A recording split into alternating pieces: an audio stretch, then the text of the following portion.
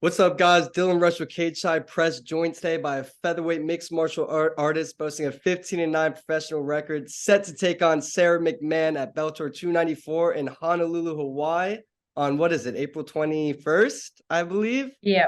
Arlene Yep. Blencowe, how Friday you night. doing, Arlene? I'm good, thanks, Dylan. How are you? I'm good. I'm good. I met you once. I think it was Bellator 282 last June. It was good to see you then. It's good to see you now.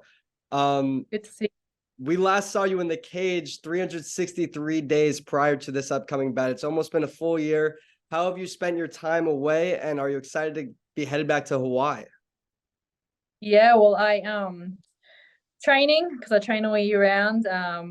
I worked on a couple of other things in my personal slash other career thing that I'm doing. Um, I've spent I had a couple of trips back over here to JacksonWink training last year. I had a bit of a coaching gig that I took on, and then was back here earlier this year, where I was here when I got my fight news for Sarah, which was good. But yeah, just busy training and being a mom and working, and yeah, the year's gone really, really quick. Yeah, 363 days. It's a lot longer than what I would have liked. That's for sure. I was hoping to get back in the cage sort of end of last year. Gosh, I'd fight every couple of months if I could. So, but anyway, here we are. Just over a week out. So focusing on what's ahead now. Don't worry about what's in the past. So you said that you'd fight every couple months if it was up to you. So are you anticipated a bit more of an active year this year, maybe 2 fights or 3 fights in this calendar year? Yeah, well, I mean, I've been signed with Bellator now for 8 years, and there's kind of like a little bit of a pattern. And yeah, obviously last year was a big fight with Chris, and I understand and respect that. Obviously, because I am at the top of the ladder and the rankings. It is harder to match me, and I have fought most of the girls, but there are still girls that I haven't fought. So, um, yeah, I'll just at the moment, as I said just before, like I'm focusing on this fight ahead, and yeah, whatever happens next. You know, there's opportunities in the boxing world that seem to be presenting itself to me as well. So for now, I'm just gonna have this fight and see what happens after that. Makes sense. I know you're focused on the future, like you say, especially this fight ahead, but I got to mention that fight with Chris one more time. In my opinion, one of the greatest fights of 2022, hands down. How proud of you Thank are you of that performance, despite the scorecards not going your way? you. Yeah, well, obviously I'm proud that it went the distance, but I mean I'm not going to give myself any credit for being like a punching bag. Like I mean, I will give myself credit for digging deep.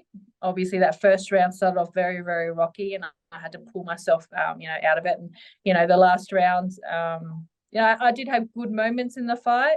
It definitely, obviously, wasn't a close fight.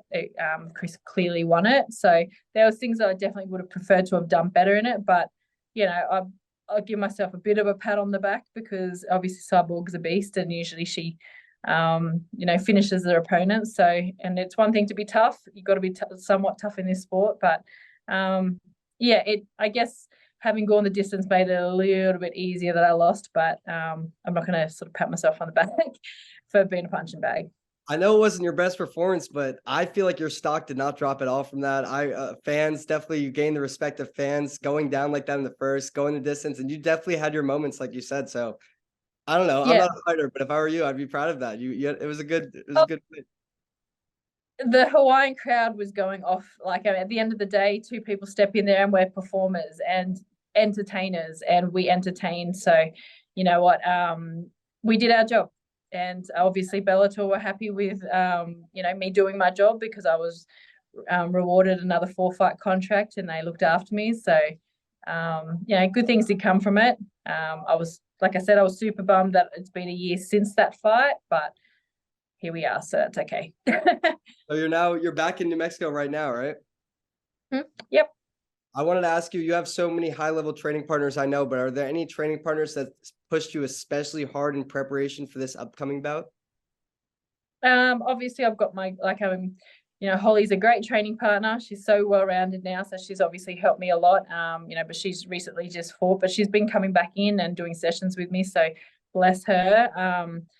We've got Kaylee Yontef, who's a 145er. She's actually moving down to 135. And then, so there's sort of like the two girls that are closest to the, like my weight division, obviously. JacksonWink have a lot of 125 girls. But yeah, there's guys here that are pushing me. We've got a fellow Bellator fighter, it's featherweight, Isaiah Hoket.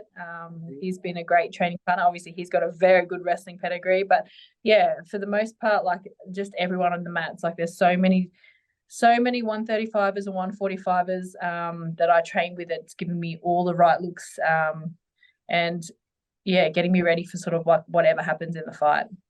So this is going to be your 25th pro fight, I believe. A lot of training camps, a lot of fights, of course.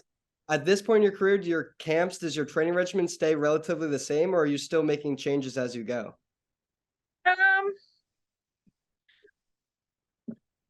Yes and no. Like I guess the last sort of 4 years I've really honed into like a good style of fight camp.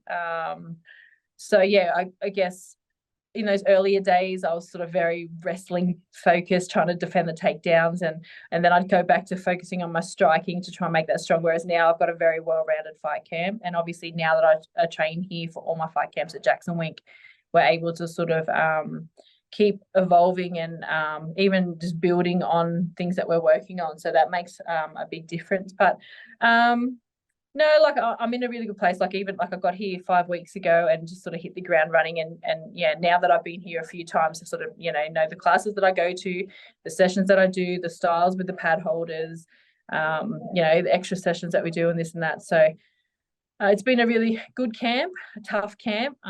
It's always hard coming at the 5 week mark because it's sort of like you're here for a week and then you're in that 4 week zone, which is like a month out. It's always like a real pivotal point. And coming here and adjusting to both the jet lag and then the altitude is like a double whammy.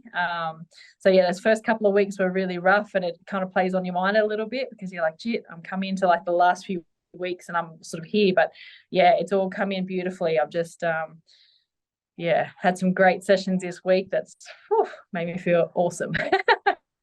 Okay, that's great to hear. I got to ask you about this fight now. Sara McMann, what do you know about her? What makes her a favorable stylistic matchup for yourself? Yeah, well, silver medalist at the Olympics for wrestling is, no slouch. Obviously, a lot of my opponents have tried to take me down. Julia Budd's a very strong wrestler, but I mean, she's not an Olympic medalist. Pam Sorensen dropped and fucking tried to take me down, and she's not an Olympic medalist. You go with Gabby Holloway, who tried to wrestle me the whole time. So those girls were all very strong wrestlers, but to be an Olympic medalist, that's a pedigree. It's a very, very good achievement. And she's been an athlete for a very long time, like 2004. I mean, I was a mum to a 3-year-old at that stage. So just the different lives that we've done. But yeah, she's an accomplished athlete. She's been able to combine her wrestling and become a mixed martial artist to evolve and have very very good fights in the UFC. Even the fights that she lost, she was very competitive and she looked great. I actually had a winning sort of at moments in the fight and then she would sort of lose. But dangerous opponent. Obviously all my opponents try and take me down, but you've got someone that's actually very, very capable of taking me down. So it'll be an exciting fight. It's her first fight for the promotion, so she's going to be wanting to come in and make a statement. So that's not happening on my watch. Gotta give a nice Bellator welcome. Welcome to the division. Yeah. You mentioned boxing. I know you're fully focused on this fight, but I just want to ask, so you haven't completely closed the door on a potential return to boxing? No, I haven't. I never actually did. I just knew that when I first started MMA, it was literally a side sport. I was a professional boxer, and not long after my first MMA fight, I actually won my 2 boxing world titles. So I became a world champion, and that was like the avenue. But I was jumping between the 2 sports and not being able to, they're just completely different sports. Boxing and MMA is a different boxing to boxing. And both sports need to be respected and you need to spend the time. So to jump between the 2 sports is really, really hard. But I feel like there's some opportunities that I could take at this stage, and possibly do well. So I was able to, I think, so Bellator gave me permission to take on a boxing fight late last year, because obviously I wasn't fighting on any of their cards, but that didn't actually end up happening. So I was sort of super bummed by that too. But we'll just see what sort of happens. That's one of my favorite opportunity. things about Bellator. I love that Bellator gives you guys permission to go off and do your own thing, make money elsewhere, and then you guys feel free to come back and fight in the promotion. I feel like that's so great for the sport and for the promotion. Well, it's also, I mean, and this is, I mean, one of the reasons why I stayed with the promotion as well, and have been loyal to Bellator, because they have been good in that sense too. Like, they've, I'm under contract with them, but they weren't planning on booking me for the rest of last year. So instead of me just being inactive and sitting there doing nothing, they gave me the opportunity to box. But like I said, it didn't, unfortunately didn't happen. So, but yeah, hopefully something might happen this year, but we'll just see. Like I said, focus on this fight first. Of course. Well, I hope you get that one back in the future. I just got one last one for you. If you want to give a message to the fans, why should fans tune in to see you versus Sara McMann in about a week, or a little bit over a week? Watching two women, high-level women athletes fighting, it's going to be an exciting fight. I feel like women's sport, like women's MMA, is evolving now. There's been some really, really good technical fights that's exciting to watch. So I feel like this is going to be one of those fights. Obviously my last fight was a banger. So yeah, tune in, Bellator 294, and watch our fight. I'm definitely not going to miss it.